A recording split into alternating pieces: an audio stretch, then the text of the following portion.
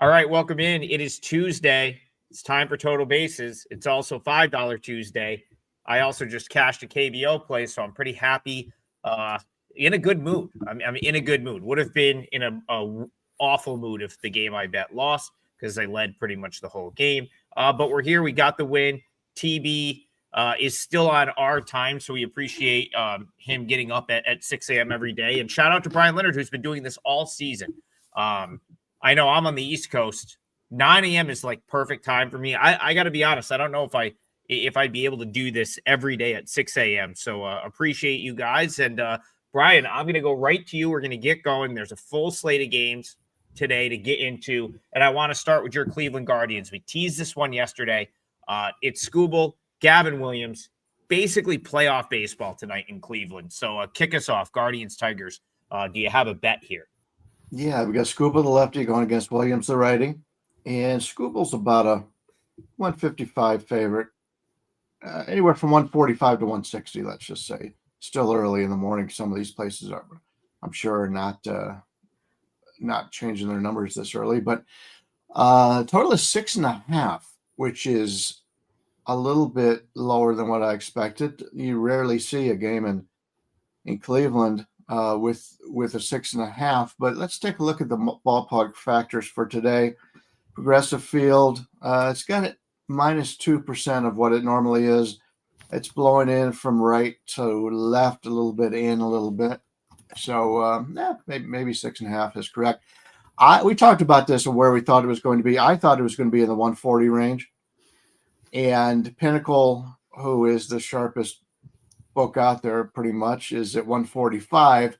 So makes me feel a little bit good about my projection. But you can still catch upwards of 140 on the comeback. They got it at the South Point here in Vegas, 138 at Heritage, some smart books. So we'll see how it goes. But when you take a look at Detroit, the only guys that are really hitting well in the last 7 days have been Gleyber Torres and Spencer Torkelson. Torkelson's the only guy that's given them any power right now.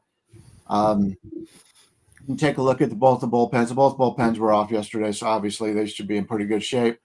When you look at Cleveland's offense as of late, the Guardians have some guys doing pretty well offensively. They've got Stephen Kwan's last 7 days, the fifth best hitter in baseball. They got Valera, who was starting to come around 77th. Jose Ramirez 15th. Bo Naylor 11th, although Bo Naylor will not play today because he is facing a lefty and a tough lefty. So you will get Austin Hedges. Now, Austin Hedges isn't going to give you the offense that Bo Naylor does, but he's a much better defensive player. And the pitchers, when they have Hedges behind the plate, their ERAs are lower. He's very good with everything except for the stick. Great leader in the clubhouse. Derek Scooble, 2.23 ERA, 2.77 expected, 0.88 WHIP. Great at everything. His barrel rate's about league average, ground ball rate a little bit less than league average, extension about league average. We know we're going to get out of him. He's a hell of a pitcher, maybe the best in baseball, one of the top two. For Cleveland, we got Gavin Williams, and I mentioned it yesterday that I considered him the ace of the team, and Brandon kind of giggled, but take a look at his ERA, 3.06. Expected, I understand, at 4.35, but his whip is a 1.28. He's got an 11-5 record, and considering the beginning of the year, he could not find the strike zone, and he still has these numbers. That's pretty impressive. He's not going to – his problem is the walk rate, 6th percentile, hard hit rate 17th, average exit velocity 16th, chase 22nd. But he's got great extension. Fastball velocity is very good. He throws at 96.6 miles an hour, and he uses – he's got 5 pitches, but he uses 4 of them for the most part. Once he's cut back on some of the four-seamers a little bit, he's had better success. I prefer the Cleveland side here. They're playing much better ball than Detroit is right now. And Cleveland on the season, I don't like him as well against lefties. But how can you really lay in the 150 to 160 range on Detroit the way they're playing right now? Sure, it's a must-win game for both teams, but I like the Cleveland spot here. In fact, I may look at it some other way. Maybe I'll take a look at the team totals. You can get Detroit under 3.5, which I don't think is a bad bet. or you could get Cleveland over 2.5 and lay a little bit of juice. I'm still looking at the way I want to play this. I want to be on Cleveland. Maybe I'll play Detroit team total under 3.5. You don't see many of those, but still in a game that's with a line of 6.5, that's not a bad deal.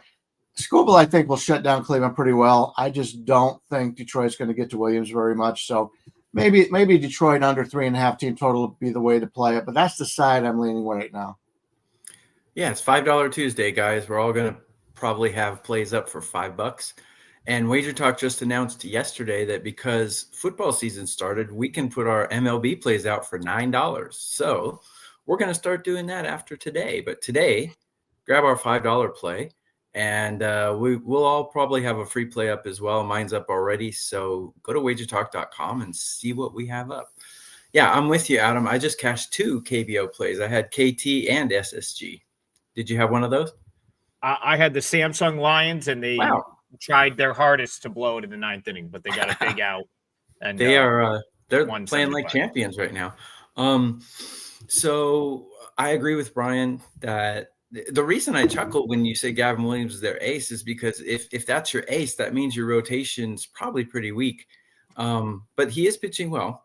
Now Bryan's chuckling, but I don't think anyone's ever considered Gavin Williams an ace, but he's pitching like one, certainly. And if you look at how he has his history against these Lions, Lions and Tigers and Bears against these Tigers, 77 at-bats against a 143 average and a 435 OPS. Those are amazing numbers, and it's a huge sample size. And given the fact that right now I have the Lions, why do I keep saying Lions? Probably because they're playing like the Lions. Actually, the Lions won last night. That was a pretty good game. So currently I have the Tigers batting 26th out of 30 teams in current form. Pretty poor. So I totally agree with Bryan. If I'm going to do this, it would be some kind of under. Who names their kid Tariq? That's kind of an odd name. I've never met anyone named Tariq before. Anyways, he's pitching well as well, and his stats against these Guardians in his career pretty good as well. So I would either take Detroit's team total under, or I would take both teams under. Taking a look at the bullpens, Cleveland's bullpen in current form ranked number 1 in MLB according to my numbers, and the Tigers bullpen ranked 17. So do you want to trust that Tigers bullpen, or do you just want to trust Cleveland all the way and take Detroit's poor hitting against a good bullpen and a pretty good pitcher with good stats against them on the 3.5 under? 3.5 is a little bit low. I wish it was 4.5. I would jump all over it, but 3.5 I think is a good deal as well. First 5 under 3.5, under 4.5, something like that. Yeah, I'm pretty much on the same line as Bryan. So I was looking this up as you were talking. The word Tariq in Arabic means strike. So I wonder if the family was a baseball fan. And I saw he has 3 brothers, all of which have T as the first letter of the name, which is. So I decided if I ever have kids like that, I will have all their names will line up. They'll all start with the same letter. So I don't know. I know people do that. I'm a fan of that, for whatever reason. Cool. Gavin Williams, listen, one thing I'll point out about Gavin Williams, because TB, I'm with you. I thought when he was a rookie, he showed signs of maybe being that frontline guy. He wasn't really last year. I'll chalk it up a lot to injury. I personally was not high on him coming into this season. So, to hear him and Ace in the same sort of sentence is jarring to me as well. But, I will say this, he's been awesome. Really the whole second half, because if you look at his bad outing, the only bad outing he had came after the no-hit bid, where he threw 126 pitches, and then the Guardians decided that they were going to push him off a couple of days, which I think was almost like a double. They should have just skipped him, in my opinion. If he couldn't pitch on his normal day, he should have just been skipped. I didn't think that did him any favors. That's really the only bad start he's had. You could say the Texas one So really, he's had 2 bad starts. It was the Marlins game and then the Texas game where he didn't make it out of the 4th inning. Other than that, I mean, 7 innings regularly. Last time out against the Tigers, 5 innings, shutout ball, 9 strikeouts.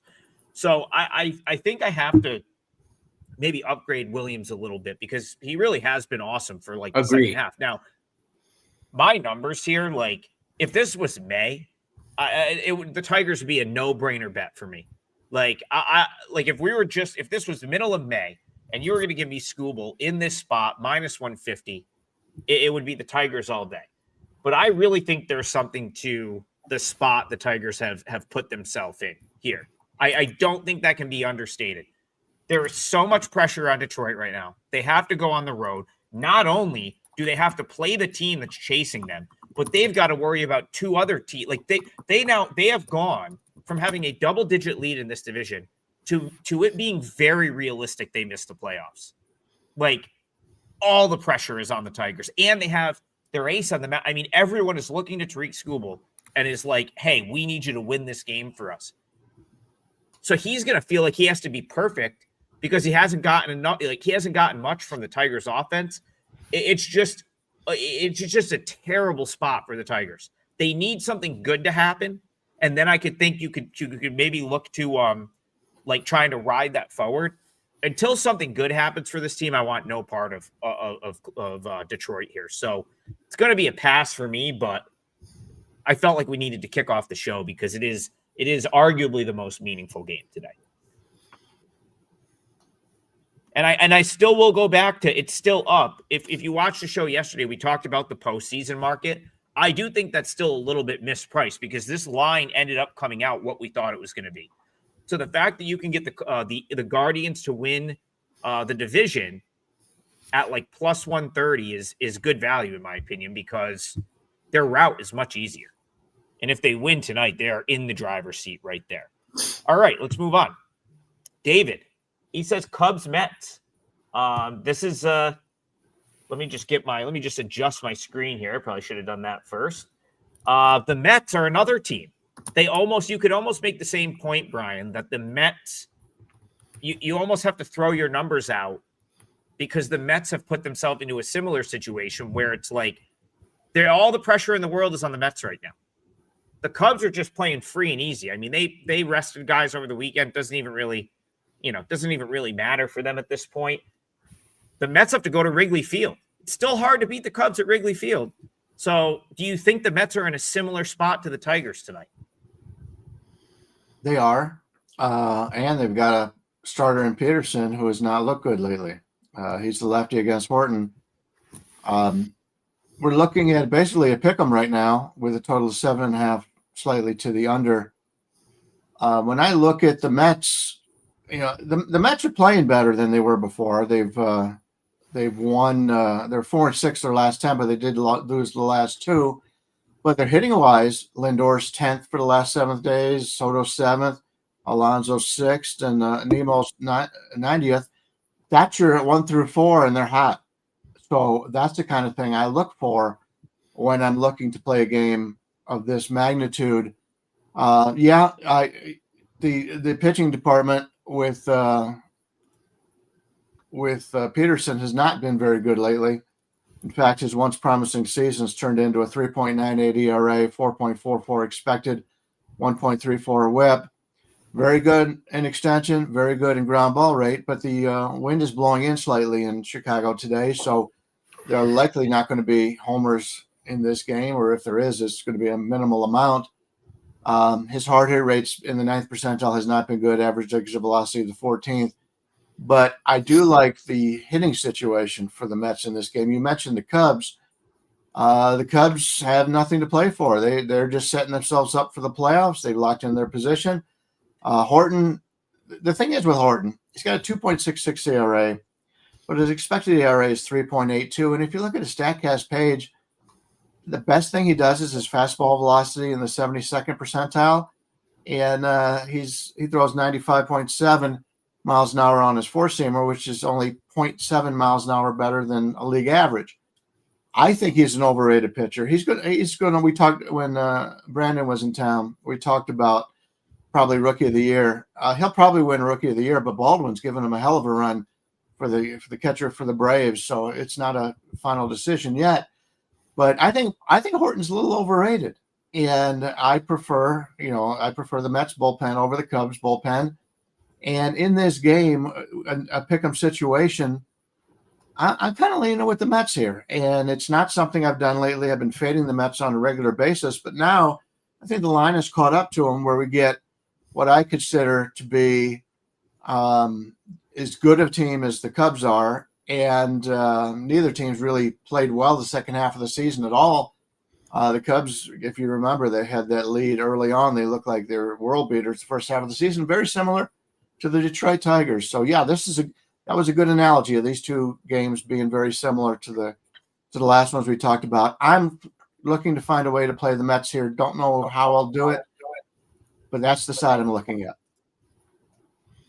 Yeah, kind of along similar lines of Bryan. Yeah, when I was in Vegas, we were talking about Cade Horton and his odds to win Rookie of the Year, pretty high odds, but we kind of agreed that we kind of almost never heard of the other guys who are contending, so he's almost a shoo-in. And the guy in the American League, I forgot who it was, but he was like a minus 30,000 to win Rookie of the Year. Which is a lot. Exactly. So taking a look at how they pitch against the other team, Peterson against these Cubs in his career, 270 average against and an 843 OPS, not great, but not horrible. Horton, not great sample size against these Mets, but 267 against and a 733 OPS. So similar numbers against each other. Teams' bullpens match up pretty similarly. And Cubs have the better starter, but like Bryan said, they're not really playing for anything. And the Mets have a huge advantage in hitting here, but can they get to Horton? I'm not really sure. Even though teams aren't playing for anything, the players certainly are playing for contracts and pride and reputation. So I don't know if the Mets are going to get to Horton today. I'm not confident enough to bet it. So I'm probably going to stay away from this one. Let me just point one thing out.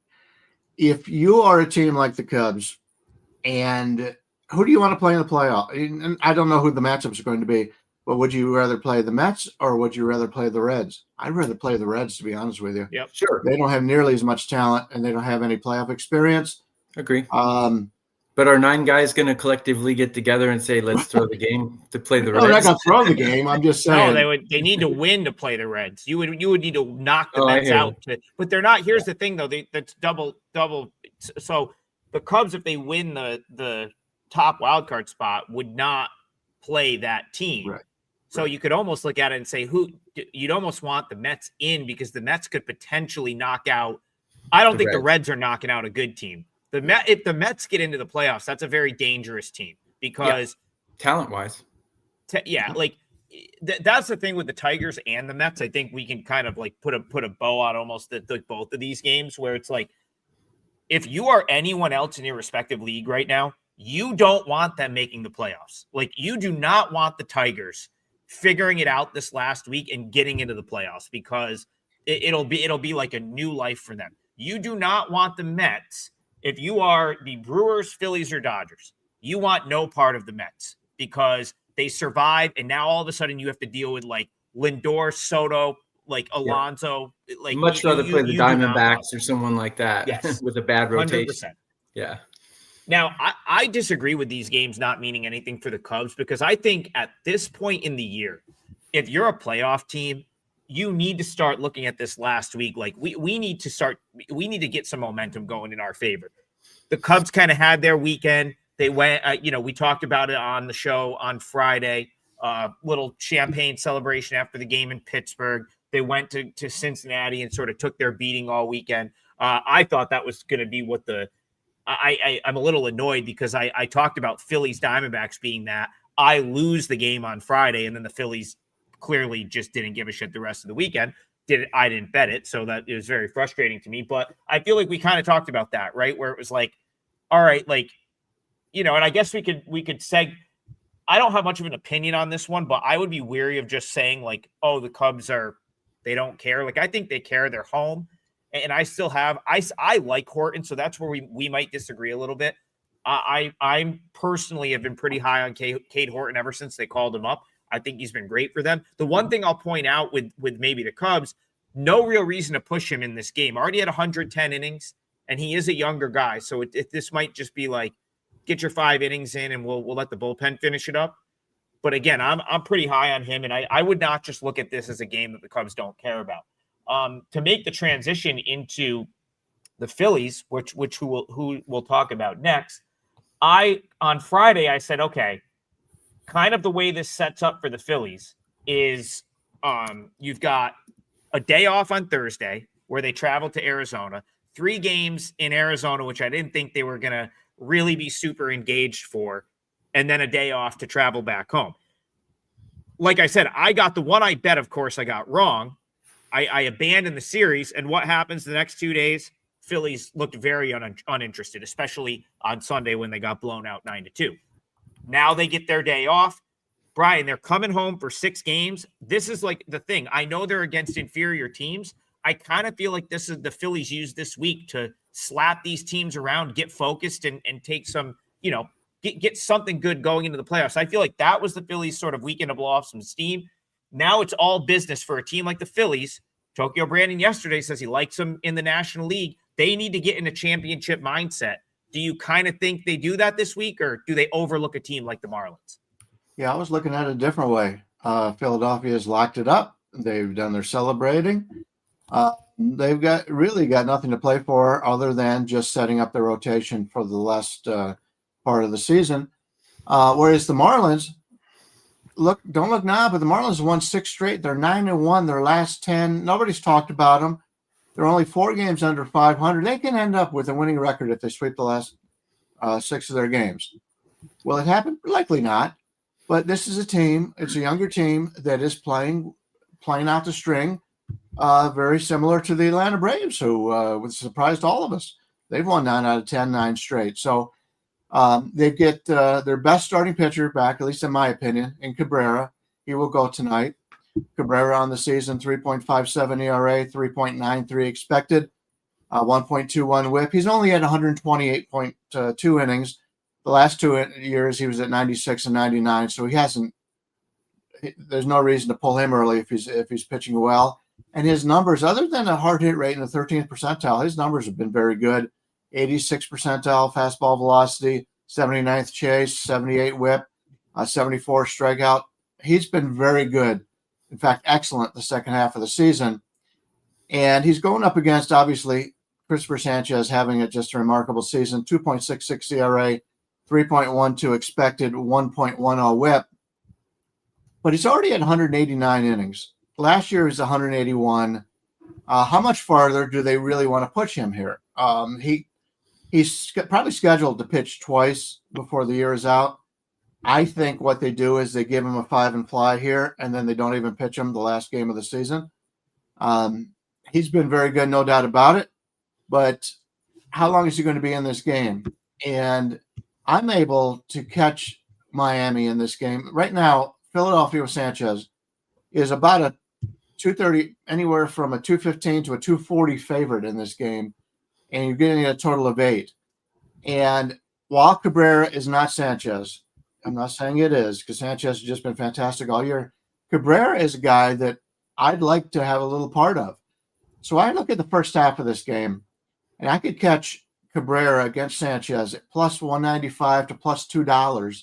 Or if you wanted to take that half a run, I could get Miami plus a half a run at plus 130, 135.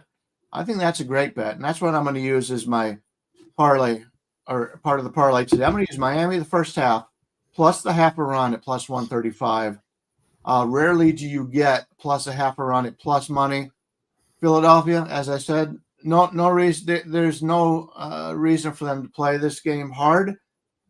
They've been putting in some of their bench players this week, and they're having a little bit of success doing that. But Miami's still playing hard. I like the situation. And hey, for 5 innings, I will take it at plus a half a run. I think it's a pretty good bet. Yeah, guys, it's $5 Tuesday today. All of our cappers are going to have a play up for $5, including us. Mine's already up. Go to wagertalk.com, see what we got. Do us a huge favor now that football season has started. Let Wager Talk know you're still thinking baseball. Go to the replay here, leave a comment for us, and leave a like. We would greatly appreciate you supporting the show.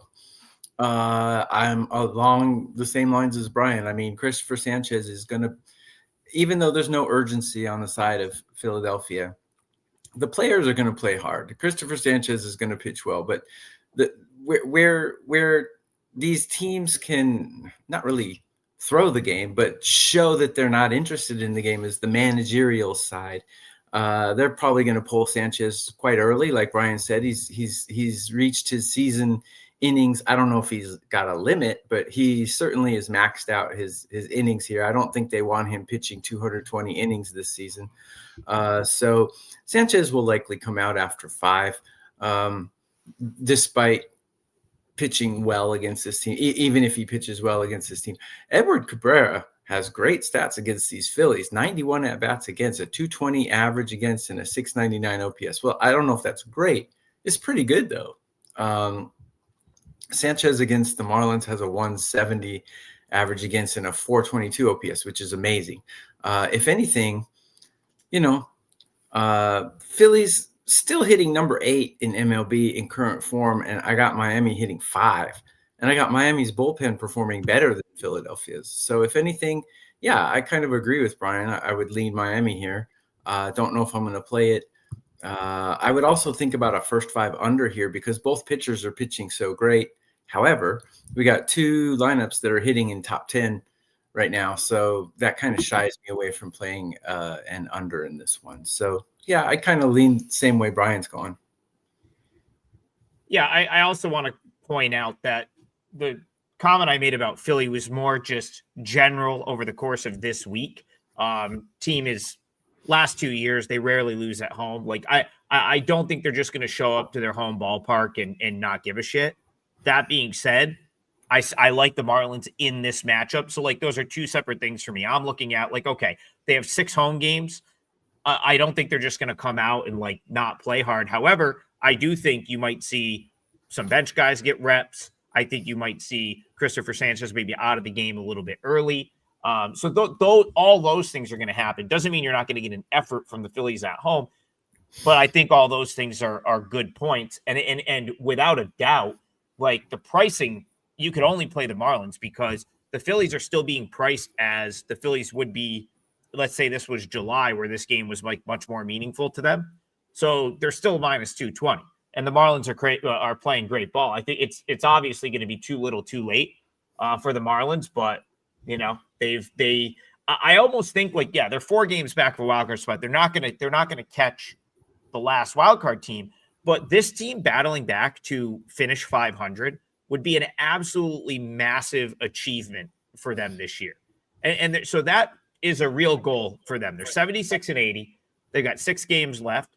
If they can finish the year 5-1, which again is tough. Like it's not, it's a tough, but it's certainly attainable. If they play good this week and go 5-1, they have a 500 season. That would be a massive accomplishment for this team with how young they are. So yeah, I certainly think you're going to get a big time effort here from the Marlins. I personally have always liked Cabrera. He's a little bit inconsistent, but when he's got his best stuff, he's very, very good.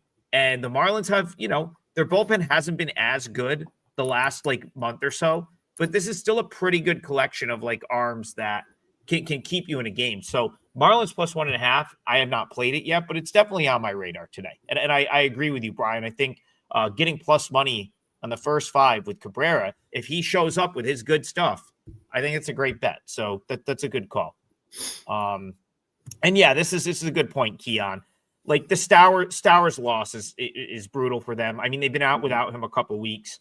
That to me personally was a big reason I downgraded the Marlins significantly when he went out. But I think it's been long enough where they haven't had him for any of these 6 games. They're playing good ball. Connor Norby, I believe, has been back since then. So they've had some reinforcements. But yeah, good discussion there with that one. Okay. I'll stay with Keon. That was a good comment. We'll now go to your game. Keon says Red Sox Jays. Seems like the road team has dominated in recent years. I've got nothing in front of me to suggest you're right or wrong about that. Maybe Bryan Leonard does. But as far as this game is concerned, I cashed with the Blue Jays on Sunday. I felt like it was really one that they kind of had to have. They did not look good on Friday or Saturday against a Royals team that I think is not only bad, but really was completely out of it. And the Jays Friday and Saturday looked very lethargic. Get the win on Sunday, which was much needed for them. But Bryan Leonard, they still have some business to take care of this week, or they could lose that division to the Yankees. So Jays Red Sox, how are you seeing this one? Yeah, in regards to Stowers being out, Trey Turner is also out for Philadelphia. And yeah, good point. He's an all-around better player than Stowers is at this point, but still, good point. Boston here, Giolito against Gausman. Gausman about anywhere from a 150 to 170 favorite here. Giolito total of the 8. Giolito comes in with a 3.46 ERA, but is expected as 5.04, 1.28 whip. You take a look at his StatCast page. The only thing in the red, which is better than league average, is his extension, 71st percentile. He's 6'6", but everything else is in the blue. And you don't see that with a guy with a 3.46 ERA very often. So he's probably somebody that we should be looking to play against. Kevin Gausman, 3.38 ERA, 3.69 expected, 1.01 whip. He's having a nice solid season for the Blue Jays. His ground ball rate is only in the 21st percentile, so he does gives up some fly balls. But as a veteran, he's in his 13th season. He only throws 3 different pitches. 4-seamer 54% of the time, a splitter 37%, and a slider for 9%. You would think he would have developed a little bit something different, but he's had a successful career. In 13 seasons, 3.80 ERA, exactly 112 and 112 is his record over the time. Whip of 1.24, slightly high. But when I'm looking at this game, I'm looking at it for a value standpoint, and I want to play Toronto, but I don't know if I can get there with the situation that they are in. The game obviously means much more for Boston. Toronto, even though it's not locked up, they'll be in the playoffs, and it's looking right now they will have the division over the Yankees. But I don't know if I can get there laying this number. I want Toronto, and I want to go against Giolito, but I was really hoping to get something in the 140 range. Maybe I was just trying to get lucky with that, but I don't think it'll get there. I thought with Boston needing the win, they'd get some money on Boston. Maybe it'll get down to the 145 range, but that probably still isn't going to be enough to get me involved. So I'll probably be sitting this one out. Yeah, taking a look at this, both pitchers have pretty good numbers against the batters they're facing. But Giolito, like Bryan said, not as reliable as he used to be. Gausman's going to be Gausman. He's a great pitcher. Great numbers against these guys in his past, 215 average against and a 611 OPS against. Giolito against these Jays, 220 average against and a 684. So very similar numbers. Both pitchers pitching above average against the hitters they're facing today. Surprisingly, the Blue Jays hitting has cooled off quite significantly. They were one of the best hitting teams, but since their fight, since they've taken first place in that division, I think they cooled off a little bit. I got them ranked 21 in current form in run production, where I got Boston ranked 12. So hitting advantage goes to Boston here in current form. That doesn't mean that they're the better hitting team. It just means right now they're a little bit on fire here. Boston's bullpen is playing better too. So can you trust Giolito though? I don't think so. He's kind of a smoke and mirrors kind of guy. He's putting up great numbers, but he doesn't pass the eye test. So I'm going to stay away from this one. But if anything, I would lean Boston here, but I'm not going to bet against the division leaders in this game. I just wanted to pull this up before it. Yeah, I'm going to give you a bold take right here. I think the Boston Red Sox miss the playoffs. I think this team is the team that ends up being the odd team out in the American League. Reason being, they're not getting Roman Anthony back this year. As everything I'm reading, it's an oblique injury. It's pretty serious. If they were to get him back, maybe at some point in the playoffs, but it's not going to be this week. Have you heard anything different, Brian? I was reading something from one of the Boston publications that says he's nowhere near coming back. And I haven't read anything more about it. I didn't know he was going to be coming back at all, but they want to get him back, obviously, but no need to sacrifice the future for a team that can probably get in without him if they play well, but we'll see. So this was over the weekend, and I remember when he got hurt, the hope was that he would do his IL stint and he would be back for like this week.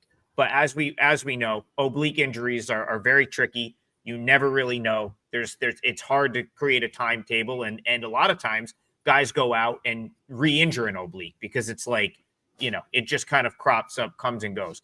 I just don't think they're a playoff team without him. Since he's been out 16 games, the Red Sox are 7-9. That doesn't seem that bad. But to me, if you go back to when he came up, I really feel like he was the catalyst in sort of taking this team from a sub 500 team to a contender. He's now been out for 16 games. I've watched most of them. This is just not the same team. And you talk about like this week, they're going to have 3 in Toronto. And I still think these are meaningful games for the Blue Jays. I really think that the Blue Jays would be like, it would be a massive failure if they blow this division to the Yankees. Like, I think that these are huge games for Toronto.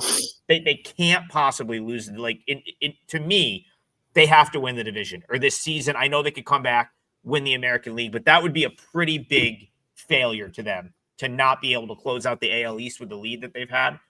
And then if you're the Red Sox, you got to play the Tigers last 3 games of the season. I mean, you could theoretically have the Tigers going to Fenway with a playoff spot on the line. So that's my bold take. Red Sox miss the playoffs. That's just, if you want to bet it, go ahead. I look at the teams they're up against. I think they're all playing better ball. So I like the Red Sox to miss the playoffs.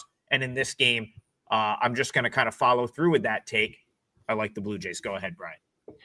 Yeah, you mentioned the Blue Jays. They're 2-game lead over the Yankees, but they've got 6 games remaining, and all of them are at home. They're 50-25 at home on the season. They've been great in this ballpark. I think they're in very good shape, and they're pretty confident going into this series. We were talking about the hitting, and Brandon mentioned this. Take a look at the worst teams over the last 2 weeks in WRC Plus. Yeah. Colorado, Chicago White Sox, San Francisco, Washington, Baltimore, the Angels, and the Pirates. All in common. None of them are going to the playoffs. But right after that, Toronto, Cincinnati, Detroit, and Houston. So those teams are struggling right now. So we'll see how it goes. But I think there's some good spots for some underdogs today, although I do like a couple of favorites. Maybe we'll get to some of those games later. Yeah, and Toronto, I think that's fair to say. They've been a little cold. They didn't hit well over the last week, but they kind of broke out on Sunday, scored 8 runs in the win. And they've been number one in the league in WRC Plus since the All-Star break. And that's actually, to me, that was one of the stats that really jumped out to me over the weekend. It's like they haven't been as good as they were May and June since the All-Star break, yet they're still number 1 with WRC Plus. It's not the hitting that has let the Blue Jays down.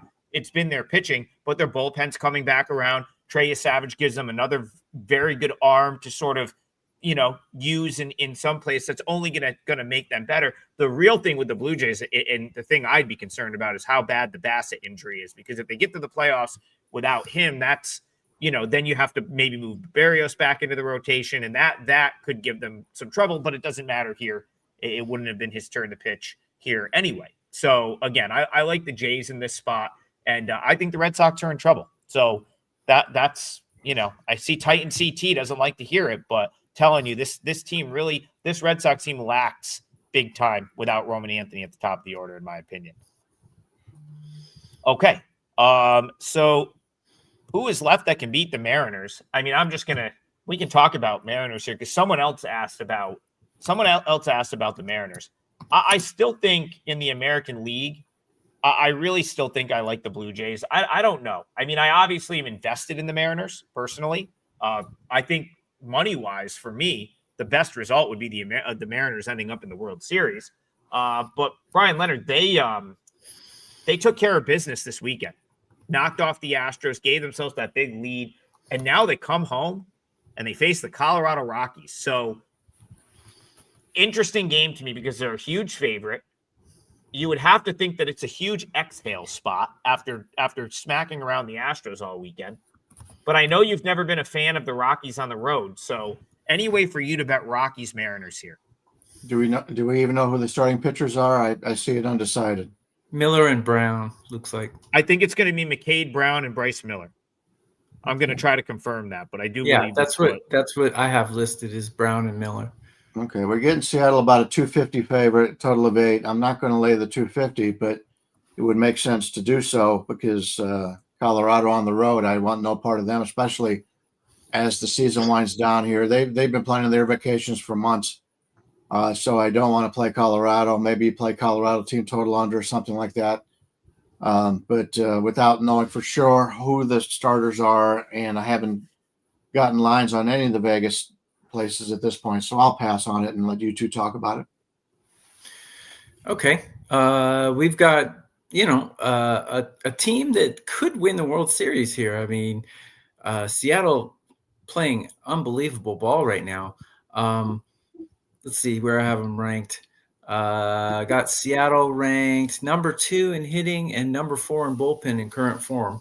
We got the Rockies ranked 16 in hitting and 23 in bullpen. So neither Bryce Miller nor McCade Brown have enough innings in the last 30 days to register in my database.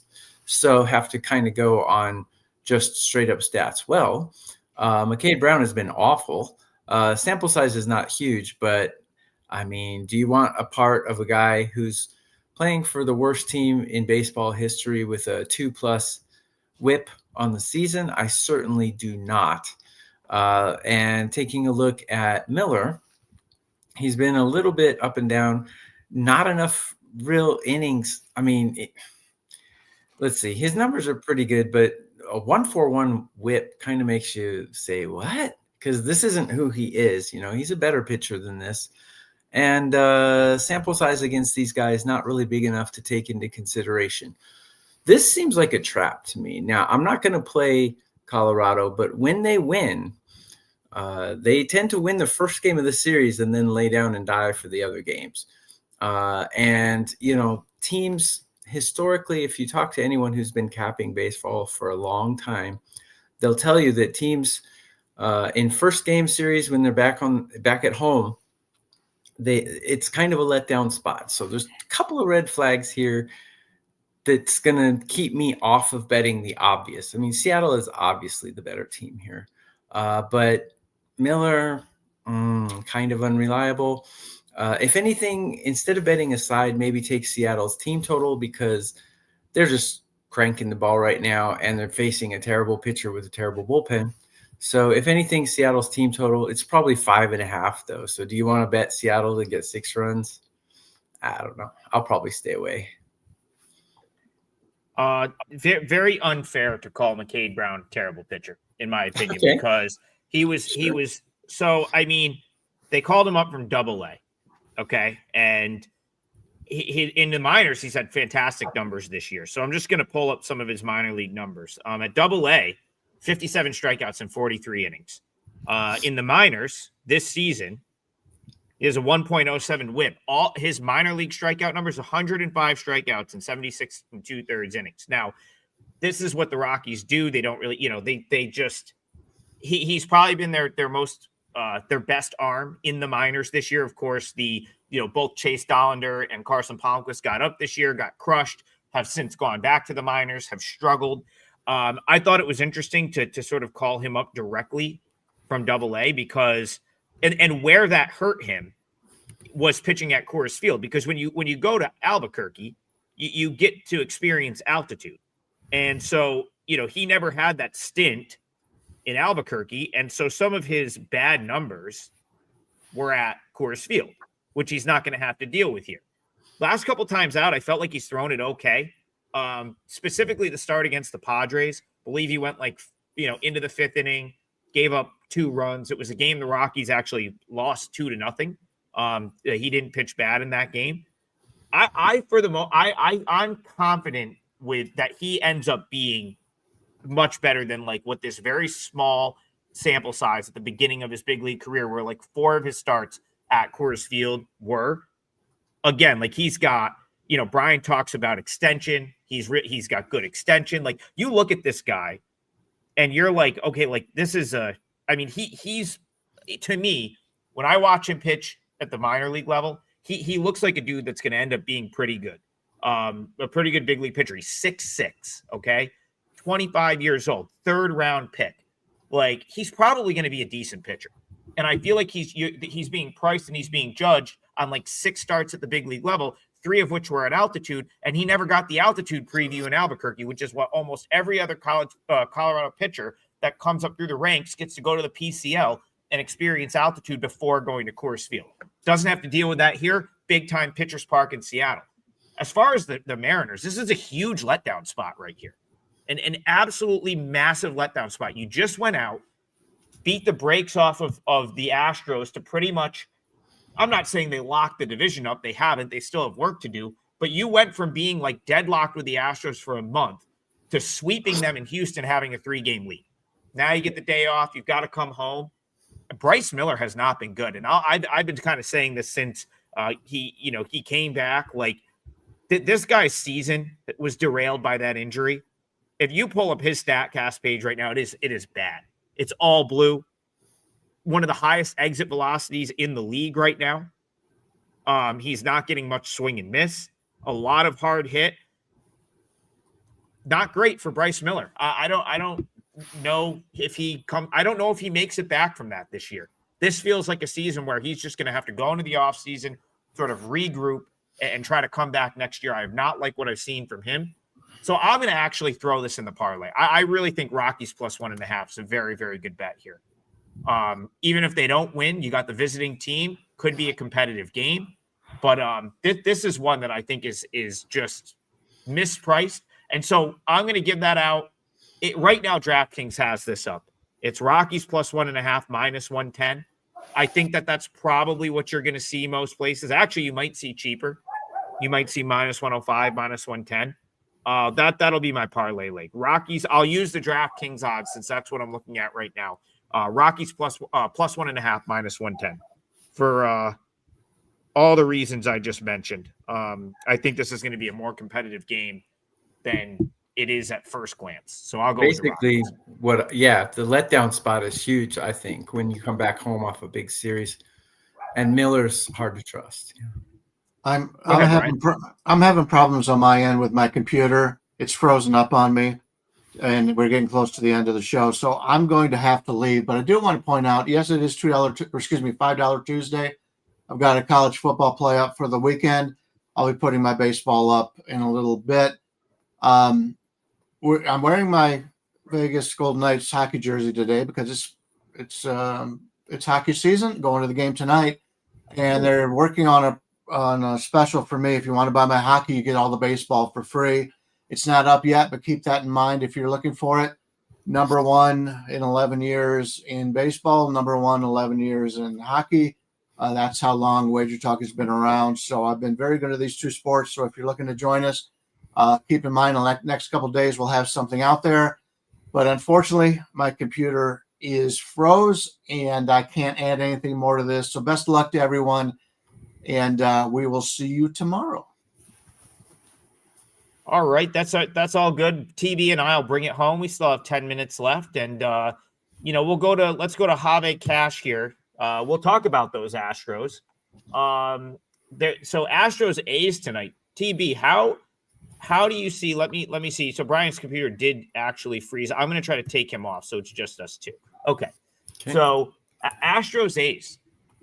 it was a terrible weekend for the Astros. They go into the weekend probably feeling great about themselves because, of course, they're at home. They pretty much control their own destiny in the division, and they go out and get swept at home by the Mariners. I was very happy about that. I was going to be happy if the Mariners just didn't get swept in that series. It felt like a good setup for the Astros, and they go out and the Mariners smack them around. So I was very happy about that result. In what was their final home series of the season. So not only did the Astros kind of blow the division lead, they did it in like their last home series of the season. Now they got to go hit the road and take on the A's and the Angels and try to make it back into the playoffs, probably via the wild card. So very, very interesting game here for me. Javi Cash wants to know Astros or A's. I don't really know what to think here. I want to think the Astros just bounce back, but the A's have been tough at home. So how are you seeing this one, Javier and Springs? So we've got two pitchers who I don't have a lot of confidence in.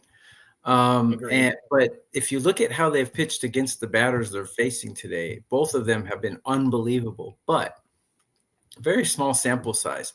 So it does make me think maybe we can trust the pitching today. So thinking about an under here. So if I'm going to think about an under, I want to, but that has a lot to do with the fact that they probably faced the best pitching rotation and one of the best bullpens in Major League Baseball over the last few days. I got the A's ranked number 10. So the A's, we've talked about this all season long. They got a bunch of young guys who can really crush it. American League Rookie of the Year, perhaps. And the A's bullpen is pitching better than the Astros bullpen. Astros bullpen, I got them ranked 22 in current form, and the A's 13. So, if anything, I kind of like the A's here. But what keeps me off it is the fact that the Astros really need to win some games here. So the urgency factor is on the Astros side. But man, I think the A's are playing better right now. I'm probably not going to take them though. But you're an underdog kind of better, so I'm sure you will probably agree with that analysis. TB, I actually kind of was shocked at this line. So you say you're an underdog better. I mean, the A's are barely the A's are barely an underdog here, though. That was a little bit surprising to me. I mean, it's just like pretty much minus 105 both ways. I think maybe you could get A's even money right now.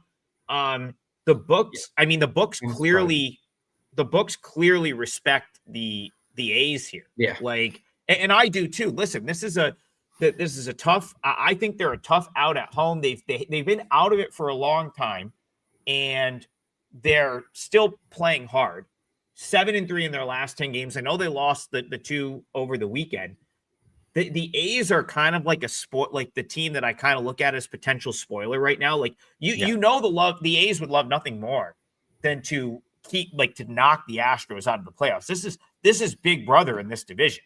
So the A's definitely are going into this game like saying, wow, we have a chance to really ruin the Astros season like that. I think that's a motivating factor for them. But ultimately, I think I'm with you. I like the under here too. You can get 10.5 some places on the under. This feels like a tight game.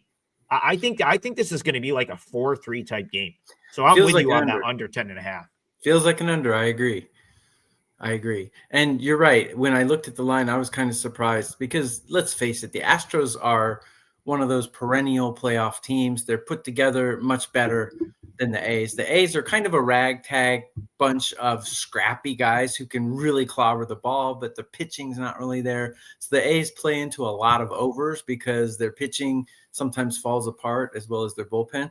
With the the Astros, you rarely get a team like the Astros just fall apart and give up 9 runs, right? It just doesn't happen that much. So, yeah, I was surprised to see the line. Comments. Yes, I'm still in the U.S. Actually, this is going to be my last show until Friday because right at this time tomorrow, I'm going to be traveling. I'm going to be getting on an airplane to Los Angeles and then to Tokyo. So, sorry to sidetrack. That's okay. The big trek back home is tomorrow for you? Tomorrow, right at this time, 24 hours from now. the time difference, so Tokyo is 16 hours ahead of us. So I'm actually missing 2 days just to go back. Oh, So God, that's tough. it's horrible. That's It's about 24 hours door to door plus a 16-hour time difference. So yeah, I'm pretty wrecked when I get home. But anyway, back to the game. The Astros are a much better put together team. But so I was really surprised to see this number because they need to win. So, but the A's, man, kind of hard to write this team off. They're so scrappy. They really are scrappy. And I like Spring's numbers against these batters in his history too. Yeah, I was just kind of looking for that. Spring's last time he faced the Astros was in Houston on July 25th. 2 runs over 6 innings, 5 strikeouts. So a pretty good start for him. And then, I'll kind of continue to focus on the total here. The Astros just didn't really hit this weekend. They get shut out 4-0 on Friday. Felt like they really couldn't come up with a timely hit. They had an inning in the game on Saturday. They got back in it. I think they scored 4 runs late. It was a 6-0 game for the most of the game. They kind of scored 4 runs late. But yeah, and then instantly down on Sunday 7-0 early in that game to the Mariners. So the Astros just didn't really hit, but because they kind of got slapped around and they trailed literally all weekend, they have all of their top bullpen arms. So the way I see this game playing out, I think you're going to get a pretty good start from Javier, and then it's going to be the Astros trying to hold off, maybe like a 4-2 type game. The A's, again, they're not really a team I want to bet against right now. I think they are total spoilers, but 10.5 feels huge for this total. I'll go under. Seems like an under to me too. 10.5 seems high. I would put it like around 9, but I think 9's even high, given the fact that Javier, 2 unreliable pitchers that are inconsistent, but they both have great stats against the batters they're facing today. So yeah, I couldn't argue against that. So TB, we're getting toward the end of the show. We don't have a parlay leg for you yet. Do you want to propose a game, or have we already talked about it? I will propose a game. Our time cop is gone, so we can go a little over. Yeah, we can go a little longer. Yeah, we'll do this game. Brian's the time cop. He's the guy that's like, all right, it's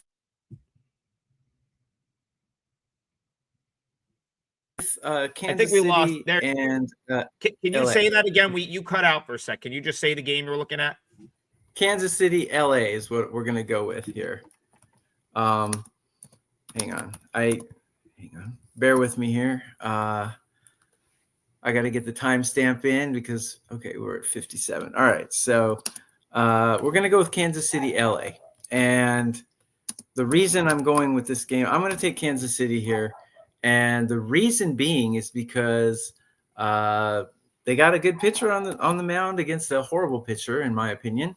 And I think Kansas City's, someone mentioned earlier in the show, I forgot if it was you or Brian, but they said Kansas City's playing like ass right now. Actually, they're hitting really well right now. And their bullpen is lagging a little bit. But Cole Reagan's pitching well. I mean, he's had his ups and downs. He's not like Cy Young material or anything. But let's take a look at his game log here. He gave up 2 in his last start. He gave up 5 before that, and then 4-4. So yeah, okay. I can't say he's pitching well, but he's facing a team that is hitting 25th out of 30 in current form, where I got the Royals hitting 2 out of 30 in current form. And obviously Reagan's is a better pitcher than Aaron Getty. So I'm going with Kansas City here for my parlay leg.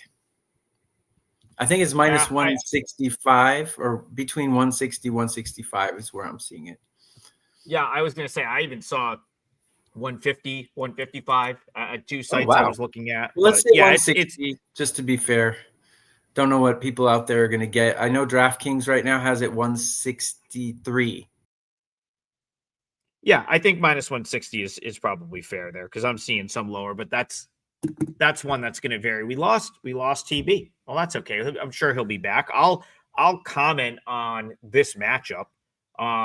So the pitcher that he's referencing for the Angels, Sam Aldigheri, believe he is the He was born in Verona, Italy. Believe he is the first Italian-born player in Major League Baseball that was actually like born in Italy. There's some. I'll have to go back to his Wikipedia page, but he was born in Italy, and I believe he's like the first Italian-born major leaguer or something like that.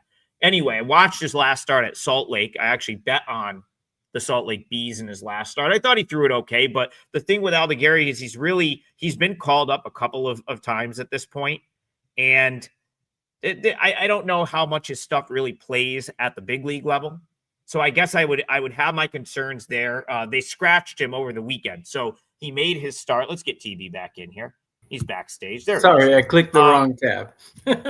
That's okay. So what I was saying is, so Aldegari is I think this is his third or fourth call up at this point. His stuff really just hasn't kind of fully. It doesn't really play at the big league level, in my opinion. He has been much better this stint in the minors, but most of that was at Double-A.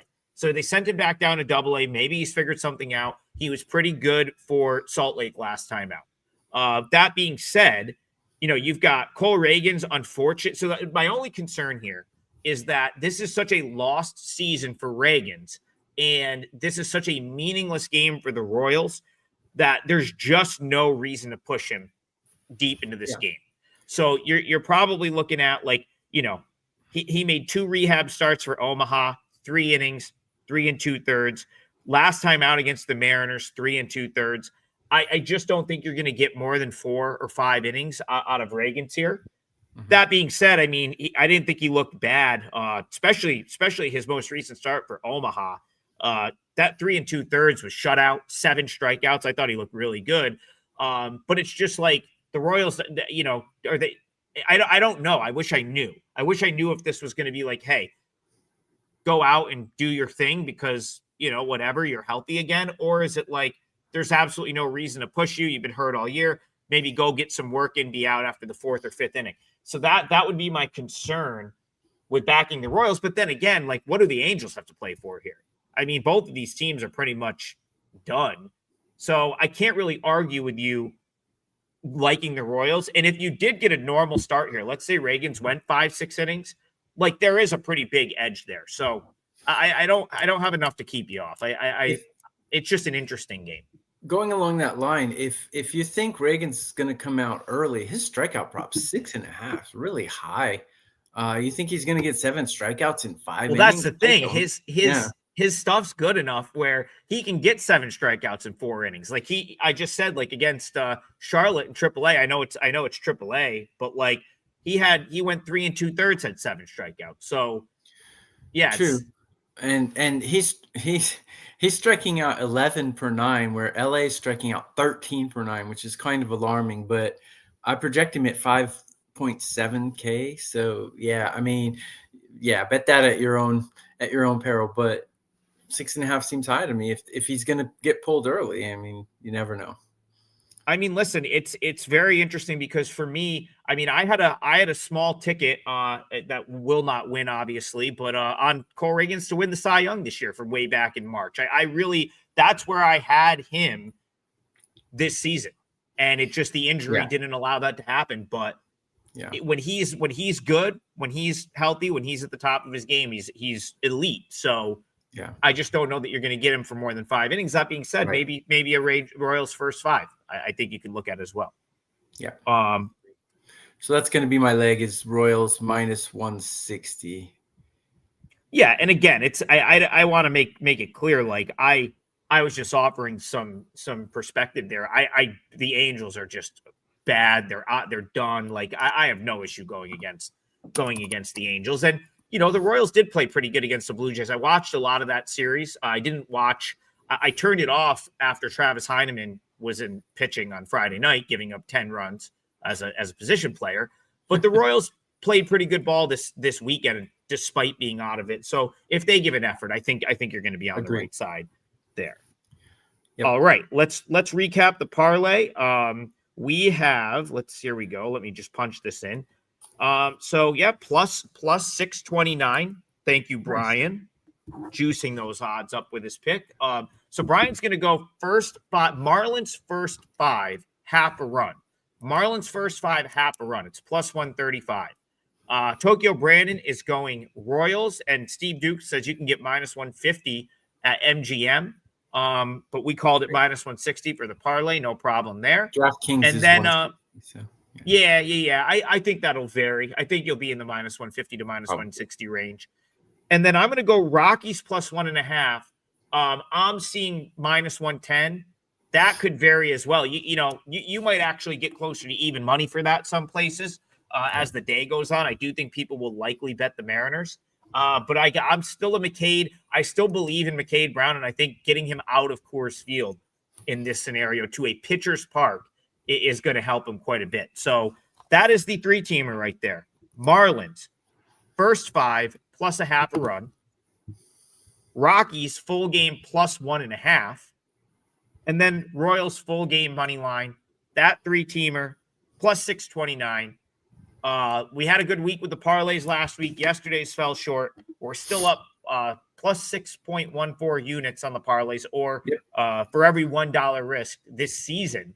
If you were to play them equally, $6.14 return. So it's been pretty good. Hopefully we can double that today. Go ahead. Two notes. Sorry to interrupt. 2 notes. This is the last time you will see this cowboy Western lighting. Next time you see me will be Friday, and I'll be back in my my man cave in Tokyo. 24 hours from this moment right now, I will be on an airplane on the way to Los Angeles, heading to Tokyo. And today is $5 Tuesday. So I have a play up. I'm sure Adam and Bryan will too. And we always have free plays. Announcement, Wager Talk is letting us price our MLB plays at $9 for the rest of the season because we're being overshadowed by football, obviously. So grab our MLB plays for $9 from today on. So those 2 announcements. Yeah, but $9. So that's everything but 5%ers, I believe. Correct. Are $9. I'm gonna talk to Johnny and see if we can get the $5 like reduced a little, because it's like if we're gonna reduce the other ones, it feels like the $5 should be a reduced rate too. That's just my. That's how my brain works there. So maybe they let us do KBO for half price, and I do Japanese for half price, including $5 5% plays. We get to price those at $12.50, which is half the price of $35, right? Or was it $50? I'm not good at math. Yeah. I think it's $14.50. Yeah, right. Something so like again, we'll work on that for you. I don't think I'm going to have a. We'll see how much Adam has leverage over Johnny Detroit. We'll see. I very little, I would say, but hey, I think Me too. I think it's a reasonable request. So we'll see what we can do there. As Tokyo Brandon said today, you don't got to worry about it. It's $5 Tuesday. He's got something up. I'll have something up. I already hit my $5 Tuesday play with Samsung Lions. I got to see, but I think I can put another one now. I think we're going like all $5 plays on Tuesday. So check out both of our pages. And safe travels. That is, I don't envy you one bit. That is, I do not like flying, and that sounds like a very long day. Sleeping pills mixed with alcohol is how you get through that. That sounds horrible as well, but I wish you the best, and we'll see you back on Friday. Myself and Bryan Leonard will hold it down till you're back. And good luck today, everyone. We'll see you in the morning.